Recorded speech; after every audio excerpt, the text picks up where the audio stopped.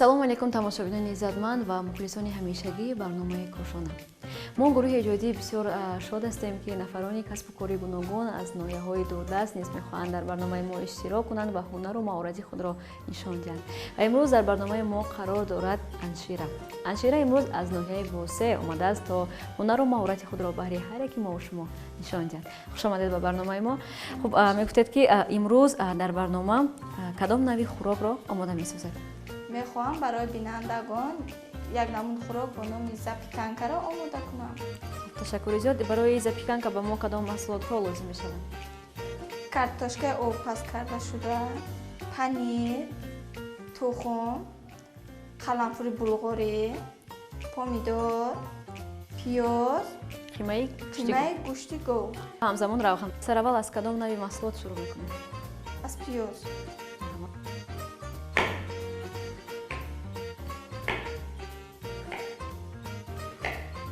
шумо барномаи кошонаро тамошо мекунед? бале, ба ман хеле писанд аст. аз он бисёр чизҳоро ёд мегирем ва тасмим гирифтед ки дар ин барнома ширкат варзед. бале.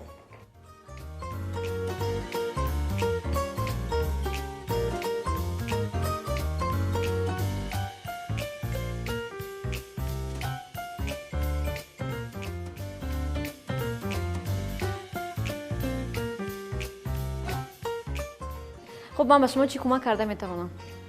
шумо метавонед тобаро гирём карда ба он каме равған илова кунед.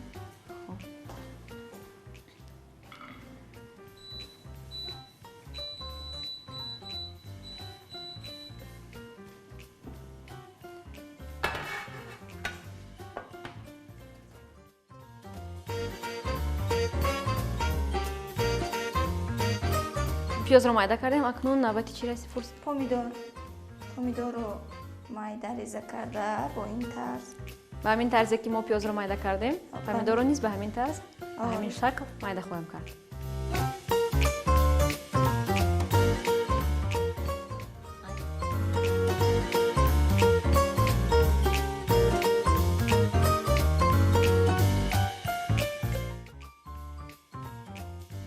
як дона помидор кифоя аст?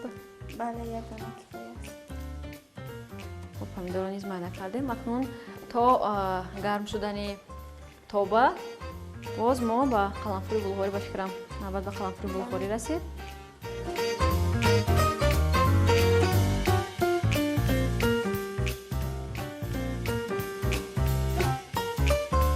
то майда кардани қаламфури булғорӣ ман пиёзро ба дохили тоба ҳамроҳ мекунам.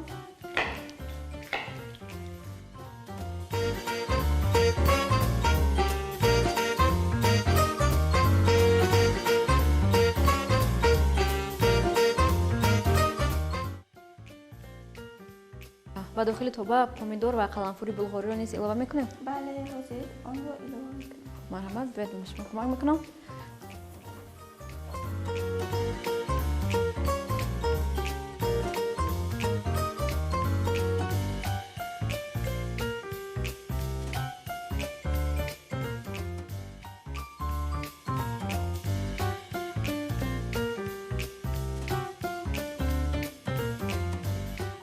намак илова мекунем? марҳамат, намак илова.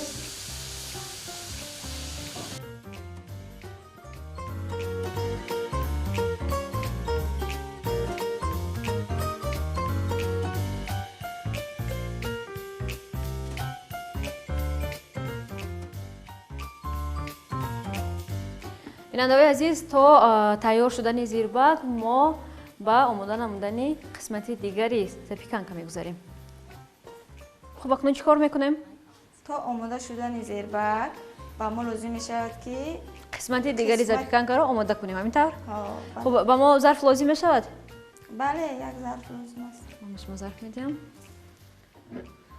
барои лат задани тухмо ба фикрам, ҳамин тавр? бале.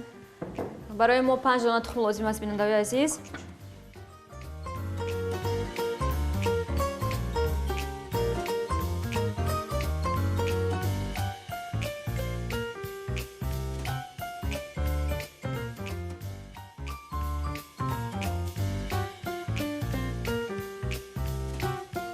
тухмҳоро лат задем. Акнун навбати картошка расид. Ҳамин тавр? бале, ба мо як зарф лозим мешавад, то ки картошкаро дар он Майда кунем. майда кунем.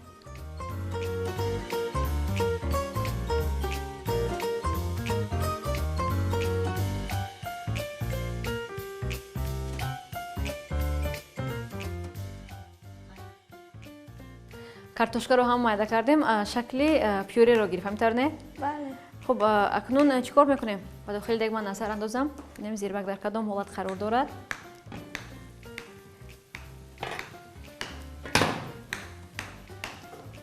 қариб ки омода шудааст. Ба дохили тоба боз ягон маҳсулоти дигарро илова мекунем ё ин ки на? бале, гӯшти қимаро илова мекунем. ҳамашро ё ин ки як қисматашро? ҳамашро. бинандаи азиз, мо ба дохили тоба гӯшти қимаро илова мекунем ва бо маҳсулотҳое ки дар дохили тоба буданд якҷоя карда онро то тайёр шуданаш гоҳ медорем.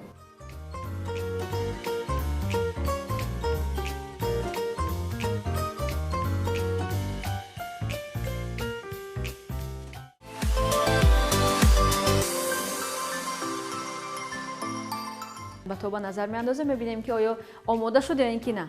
хуб, марҳамат назар андозед. омода шуда. Омода шудааст. акнун инро каме хунук мекунем, баъдан тухмҳоро илова мекунем. илова мекунем. яъни айни ҳол оташонро хомӯш мекунем. Ин тавр? бале. хуб, хомӯш кардем то хунук шудан интизор мешавем. Ин тавр? бале. маҳсулот хунук шуд, ҳозир тухмро ҳамроҳ мекунем.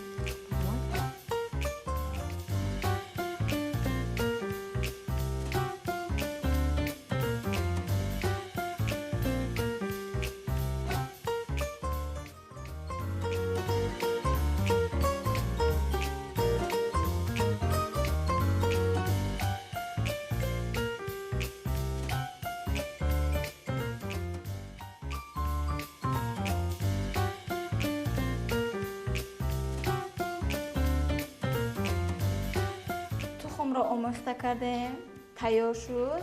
алниҳол ба мо лаъли тафтон дар кор аст. то ин ки маҳсулотҳоро ба дохили он гузорем. хуб, рӯзи ман лайли тафтонро ба шумо медиҳам.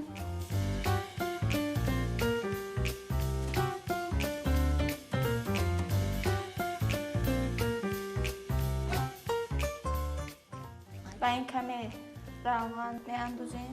марҳамат. Ба лайли равғанро илова мекунем.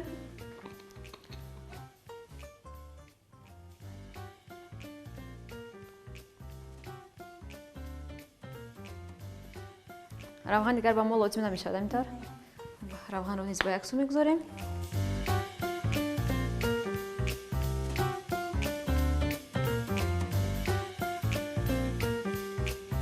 акнун картошкаро ба дохили лаъли меандозем. марҳамат.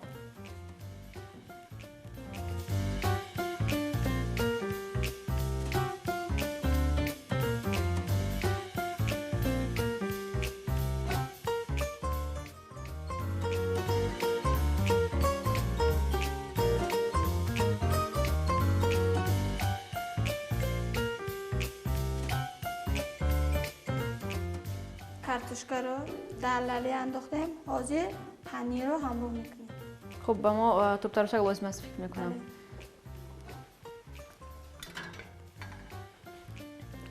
марҳамат. аз дандонаҳои сурухияш калон ё ин ки хурдтар панирро мегузаронем? марҳамат.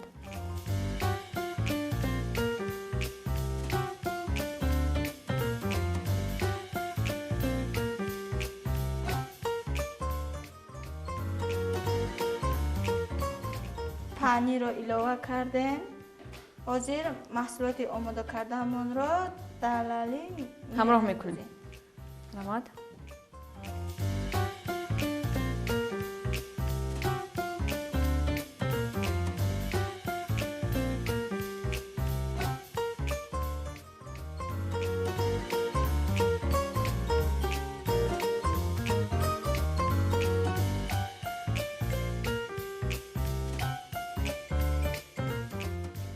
ҳамаи маҳсулотро дар лали гирифтем. ҳозир онро дар тафтон мегузорем. 5 дақиқа ва фикрам интизор мешавем. интизор мешавем. баъдан мондагии панирамонро илова мекунем. хуб, марҳамат.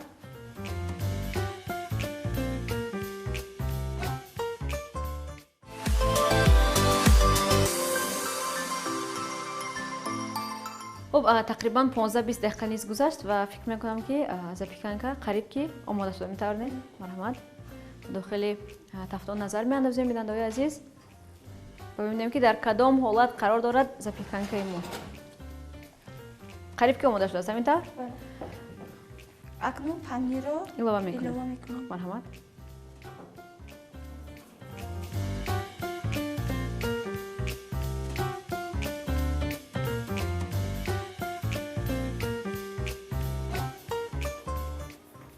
پنیر رو ilova کردیم. اکنون آن رو به داخل تفتون میگذاریم. مرحمت. لالی رو به داخل تفتون گذاشتیم. اکنون تقریبا چند دقیقه انتظار میشویم؟ 15 دقیقه انتظار میشویم تا اینکه زاپیکانکا با پورگی آماده شود. همینطور. تشکر زیاد. بیننده‌های عزیز، خاطررسانی می‌نماییم که سرپرستی برنامه ما شرکت خانوادگی شکلاتی باشد. شما می‌توانید با نرخ‌های دسترس و مفید از این شرکت خریداری کنید. الکه 10 دقیقه گذشت. زاپیکانکای ما آماده شد. آن را حاضر از داخل تفتون میگیریم. خب مرحمت.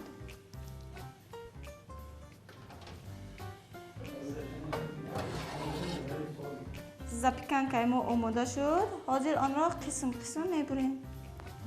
کورچه لازم است به ما. مرحمت. لالی هم لازم است.